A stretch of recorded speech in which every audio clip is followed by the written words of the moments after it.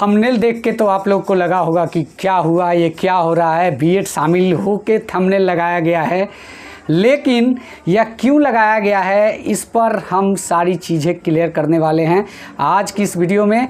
क्योंकि जो बीपीएससी के तरफ से एक ऑफिशियल लेटर आया हुआ है डॉक्यूमेंट सत्यापन को लेकर, उसमें बीएड, डीएलएड और सीटेट का पेपर 1 का जो सर्टिफिकेट है, मार्कशीट है, सब कुछ मांगा गया है अभ्यर्थियों से।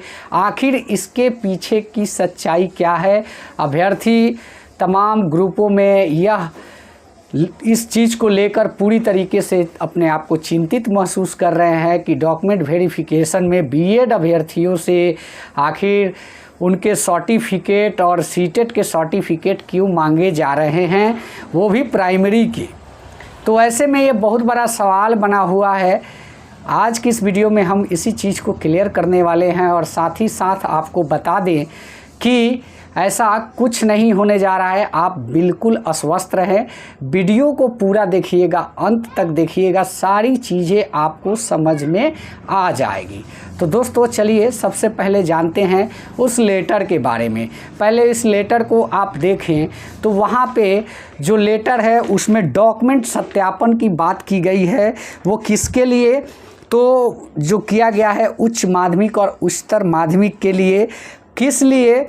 तो जो 28 तारीख को ऑफिशियल लेटर बीपीएससी के द्वारा जारी किया गया था, उसके आलोक में यह डॉक्यूमेंट वेरिफिकेशन का लेटर जारी किया गया है। और लेटर में यह कहा गया है कि आप जो है अपना एक आइडेंटिटी प्रूफ यानी कि आधार, पैन, ड्राइविंग लाइसेंस कोई एक लेकर पहुँचे, जहाँ पे आपके ज़िला मुख्यालय में डॉक्यूमेंट का सत्यापन होना है।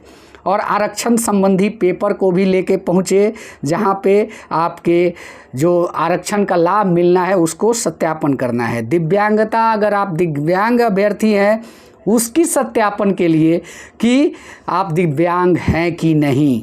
भूतपूर्व सैनिकों का भी कोई प्रमाण पत्र होता है, उसको भी मांगा गया है। नियोजित शिक्षक जो हैं वो अपना दस्तावेज लेके जाएंगे, जो कार्यरत है उनके लिए यह चीज़ है। और स्वतंत्रता सेनानी के संबंधी यानी कि नाती, पोता, पोती, नतनी, इनको भी यह रिलेशन का संबंध बताने के लिए प्रमाण ले जाना होगा। साथ ही साथ जो सवाल क्रिएट कर रहा है, सीटेट बीटेट का सर्टिफिकेट पेपर 1 का मांगा गया है। इस पर सबसे ज़्यादा सवाल हो गया है कि भाई यह डॉक्यूमेंट वेरिफिकेशन में इसको क्यों मांगा जा रहा है बीएड अभ्यर्थियों से। स्टेट पेपर 1, पेपर 2 का भी मांगा जा रहा है और दक्षता का भी मांगा जा रहा है। साथ ही साथ बीएड, डीएलएड, एमएड जो भी आप पात्रता रखते हैं, आपके पास डिग्री है या डिप्लोमा है, उसको मांगा गया है। जन्म तिथि मांगा गया है, प्रमाण पत्र मैट्रिक से जो मैच करे उसको।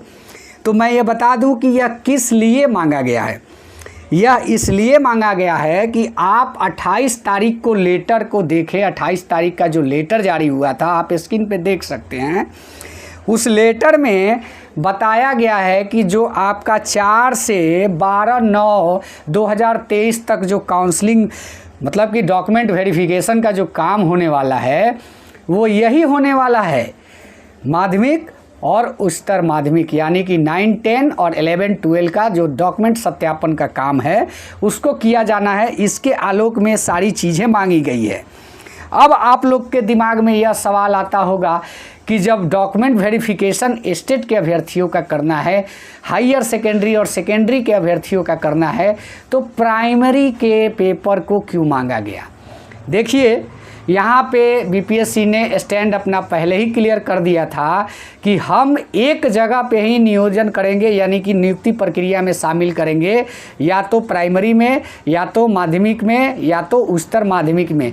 तो ऐसे में यह सवाल होता है कि जो माध्यमिक के अभ्यर्थी वहाँ पे डॉक्यूमेंट वेरिफिकेशन में सही पाए जाते हैं, तो उनका और भी डिग्री की जांच की जाएगी। जैसे वो अगर डीएलएड रखते हैं और साथ ही साथ पेपर 1 की पात्रता रखते हैं, तो उनके डिटेल में इसको मेंशन कर हो सकता है कि उस सर्टिफिकेट को भी रख लिया जाए, ताकि प्राइमरी की बहाली में वो अपने सर्टिफिकेट को शो ना कर पाएँ।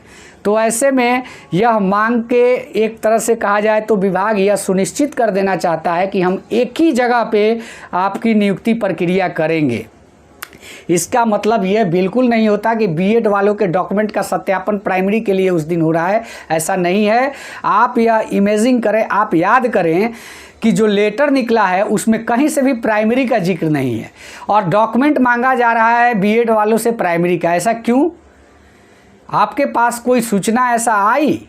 आपको पूछा गया कि आपका भी सत्यापन होगा डॉक्यूमेंट का, आप भी डीएलएड का सीटेट का सर्टिफिकेट लेकर आइए? ऐसा तो कोई लेटर नहीं निकला, फिर बीएड का क्यों मांगा जा रहा है?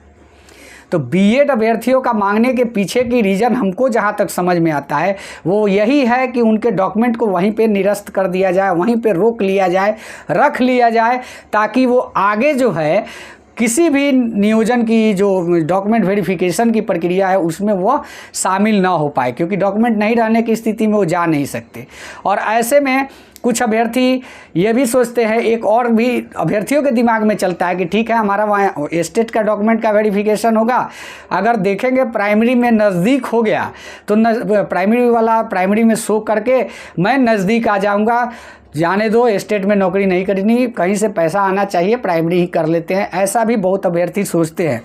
तो ऐसे में क्या होगा कि जो व्यक्ति स्टेट क्वालिफाई होंगे, प्राइमरी भी क्वालिफाई होंगे, वो अगर स्टेट में अपना डॉक्यूमेंट वेरिफिकेशन कराएंगे तो वो वहीं पे जो है एक ही जगह पे वो उनका पूरा तरीका से कार्य होगा, यानी कि स्टेट पे ही उनका फोकस होगा, अदरवाइज वो प्राइमरी के बारे में सोच भी नहीं सकते। इसके पीछे की मंशा यही है। अगर ऐसा होता कि प्राइमरी के लिए भी इनका डॉक्यूमेंट वेरिफिकेशन हो रहा है तो आपको भी बुलाया जाता है, यानी डीएलएड अभ्यर्थियों को भी बुलाया जाता। लेकिन 4 तारीख का जो 28 का जो लेटर है उस लेटर को एक बार फिर देख लीजिए, उसमें सीधे सीधे लिख दिया गया है कि आप जो है 9, 10 और 11, 12 यानी माध्यमिक और उच्च माध्यमिक की डॉक्यूमेंट के सत्यापन के लिए ही बुलाया जा रहा है 4 से 12 तारीख तक। तो ये प्राइमरी का कहीं से नहीं है, यही बस कल से यह चीज़ खुलने लगेगा। कल से अभ्यर्थियों को खुद अभ्यर्थी जो अपना डॉक्यूमेंट वेरिफिकेशन करा के आएंगे वही खुद बताएंगे कि हमारा सर्टिफिकेट जो है जिला मुख्यालय में रख लिया गया, जो कि प्राइमरी लेवल हम क्वालिफाई कर रहे थे।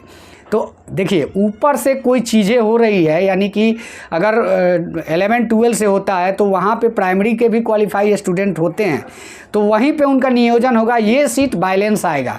नहीं तो जो जगह अगर काउंसलिंग हो जाती है तो एक कहीं नौकरी करेगा, एक ऐसे ही बर्बाद होगा। अगर किसी को लाभ मिलना होगा वो सीट का लाभ नहीं मिल पाएगा। तो ये बहुत अच्छा साइनिंग है, इससे लेकर दिग्भ्रमित नहीं होना है।